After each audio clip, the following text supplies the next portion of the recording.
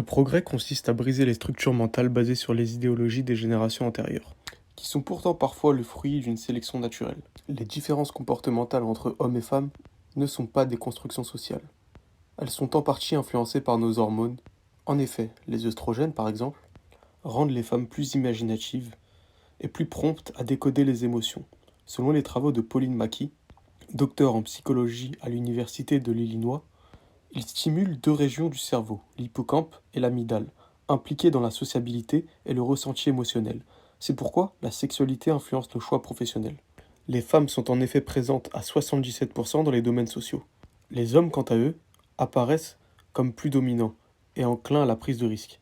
Les femmes sont en moyenne à la recherche de plus de stabilité, ce qui pourrait s'expliquer par l'instinct maternel qui pousse les femmes plus émotionnelles à chercher à offrir à leur descendance un avenir plus sûr. La testostérone, quant à elle, influence les caractères physiques, tels que la musculature et la pilosité par exemple. Des recherches faites sur des nouveau-nés ont confirmé ces différences caractérielles entre les genres. Les garçons se montraient en moyenne plus irritables et plus interactifs.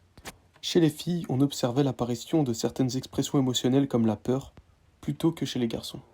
Les garçons et les filles montrent également des centres d'intérêt différents. Les nouveau-nés filles avaient tendance à montrer plus d'intérêt pour des visages, et les garçons, quant à eux, pour des objets mobiles. On peut donc affirmer qu'il y ait une forme d'équilibre naturel entre hommes et femmes, des différences utiles au développement de l'espèce. La virilité, par exemple, souvent blâmée et déconstruite par le progressisme, a pourtant été en grande partie à l'origine du développement de notre espèce. Dans un monde où la technologie n'est qu'un état primaire, la force physique était en effet un atout de taille pour répondre aux tâches les plus pénibles. Elle permettait plus d'aisance pour la chasse, les travaux dans les champs ou au combat par exemple. Les hommes ont su tirer de leurs avantages une manière de s'élever et de créer des sociétés patriarcales. Les hommes possédaient donc plus de droits mais avaient également plus de devoirs et s'exposaient à des risques plus importants que les femmes de l'époque. Le progressisme est donc factuellement assez conformiste.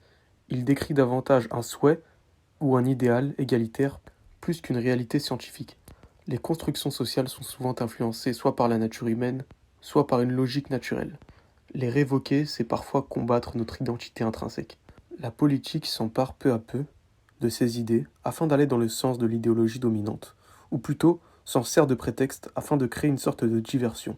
Sun Tzu incitait lors d'une attaque à laisser volontairement aux adversaires une faille, leur laissant la possibilité de fuir.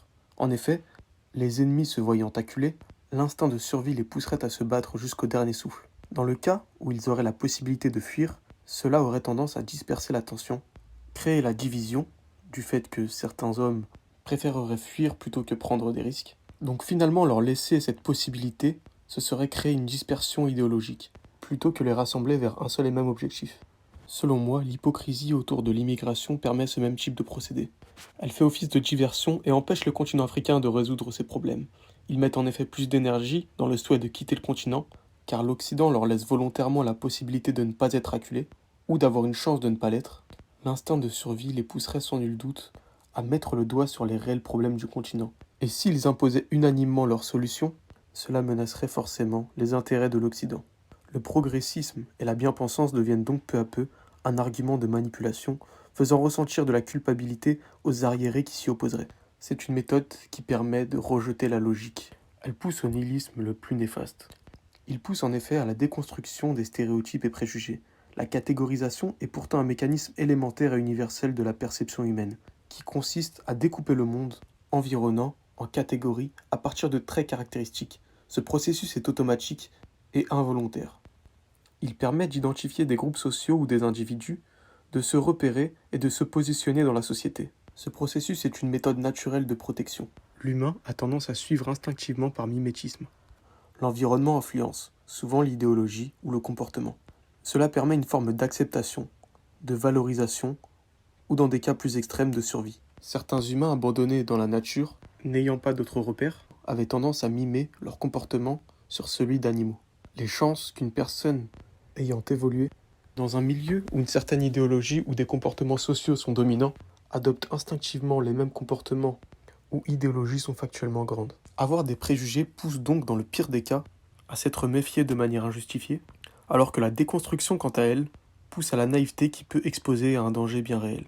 Le mouvement s'enfonce dans l'hypocrisie en promouvant un monde universaliste entre progressisme et religion, niant les oppositions idéologiques factuelles, ou plutôt les ignorant, tout en sachant que d'un point de vue religieux, ce mouvement représente la représentation parfaite de l'égarement, du laisser-aller et de la perversion.